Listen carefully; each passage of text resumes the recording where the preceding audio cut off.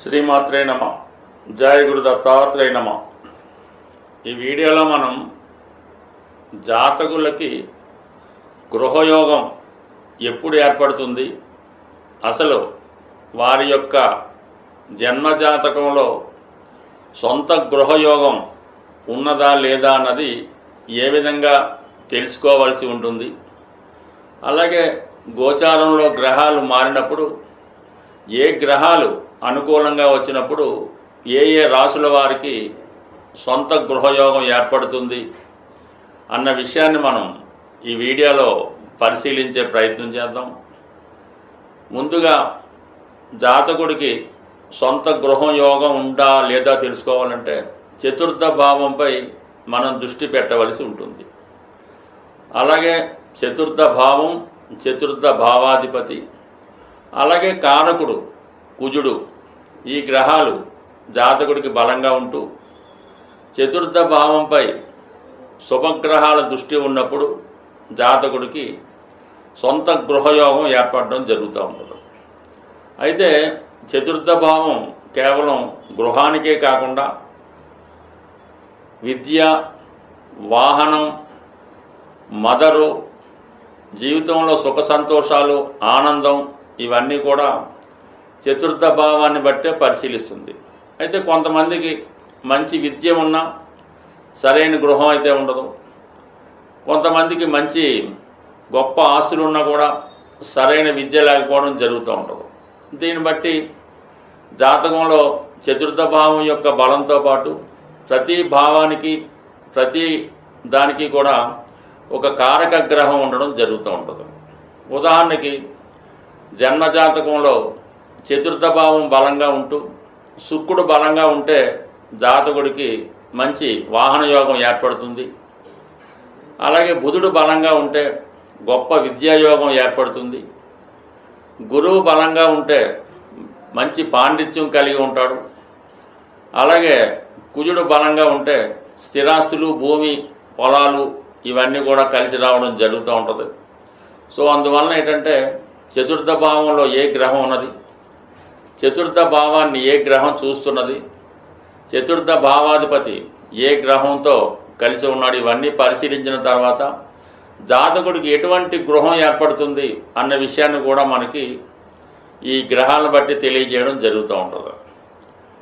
శని యొక్క ప్రభావం వల్ల జాతకుడికి రాళ్లతో కట్టినటువంటి, అంటే పూర్వకాలం ఈ కోటలు అటువంటి ఉంది కదా, అటువంటి భావన ఉంటుందని. అలాగే ప్రస్తుతం శుక్రుడు యొక్క ప్రభావం ఉంటే చాలా విలాసవంతమైనటువంటి భవనాలు ఉండే అవకాశం ఉంటుంది.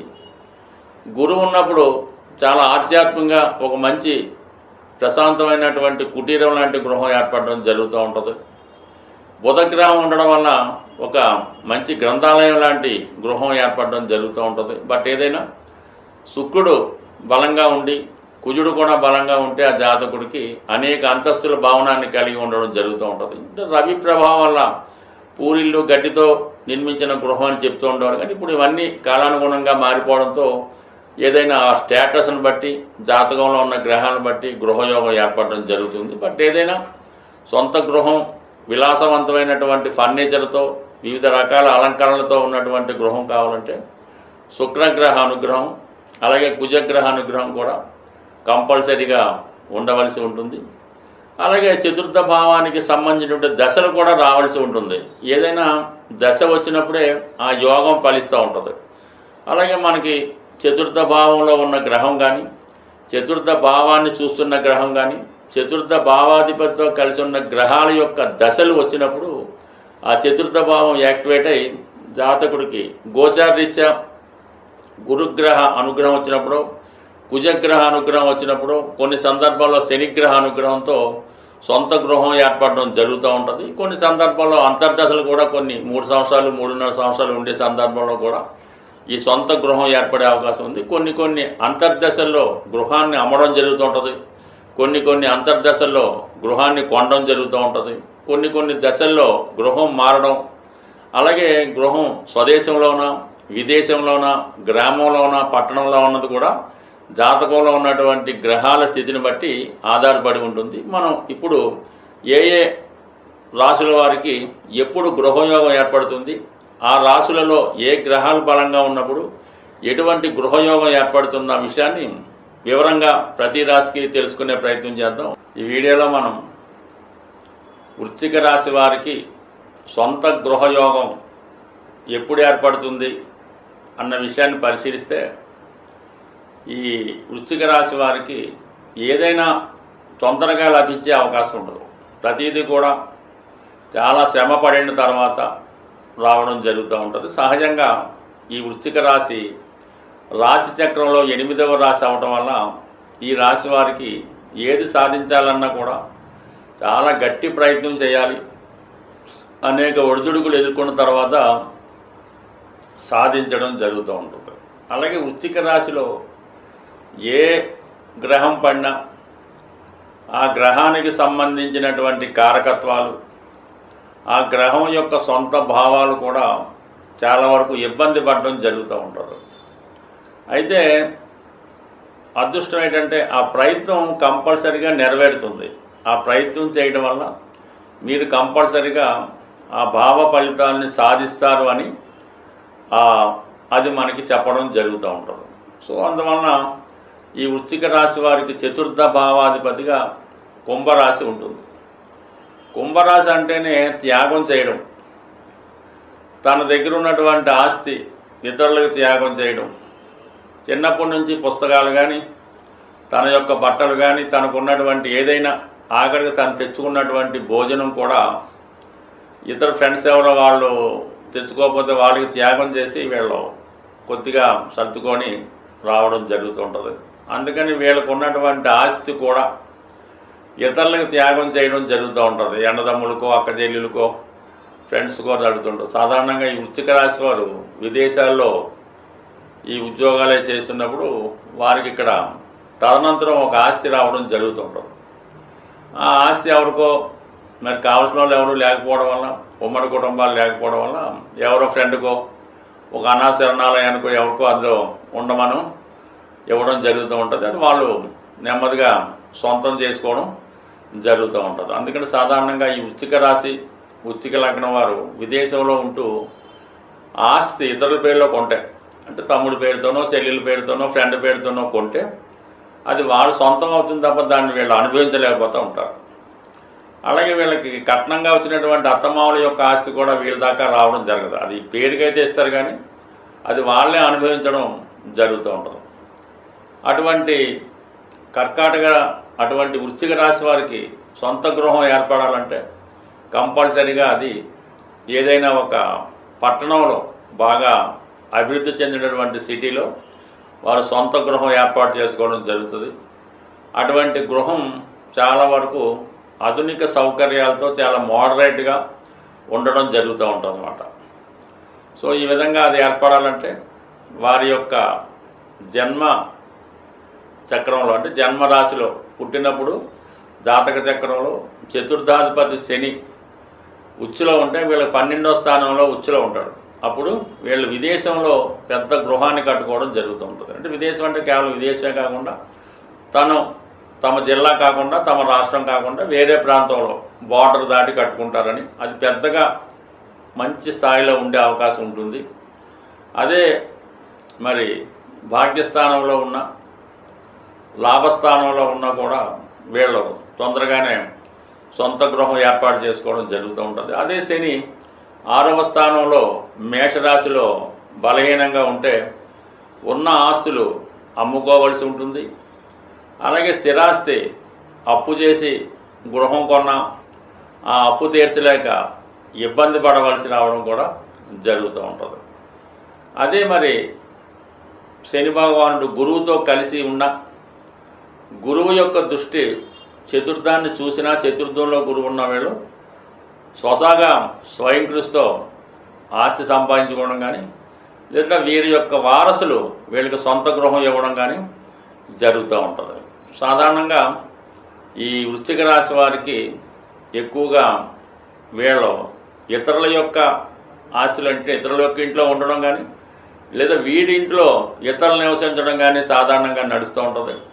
బట్ ఏదైనా వీళ్ళ ఆస్తి ఇతరులు అనుభవించడం జరిగే అవకాశం ఉంది. అలా ఉండకుండా ఉండాలంటే వీళ్ళు మరి శివుని యొక్క అనుగ్రహం కోసం దక్షిణామూర్తిని ఎక్కువగా పూజించుకోవలసి ఉంటుంది. సాధారణంగా ఈ కుజుడి యొక్క అనుగ్రహం కోసం కుజుడి యొక్క రాసులు కానీ, అలాగే కుజుడు యొక్క రాసులు చతుర్థ భావం అయిన వాళ్ళు దక్షిణామూర్తి ఫోటోని మరి ఉత్తరం యొక్క గోడకు అమర్చి దక్షిణం చూసే విధంగా అమర్చుకోవడం వల్ల, ప్రతిరోజు దక్షిణామూర్తిని వారి శక్తి అనుసరించి పూజించడం వల్ల, దక్షిణామూర్తి యంత్రం గృహంలో స్థాపించుకోవడం వల్ల గృహంలో ఉన్నటువంటి వాస్తు దోషాలు పరిష్కారం అవుతాయి.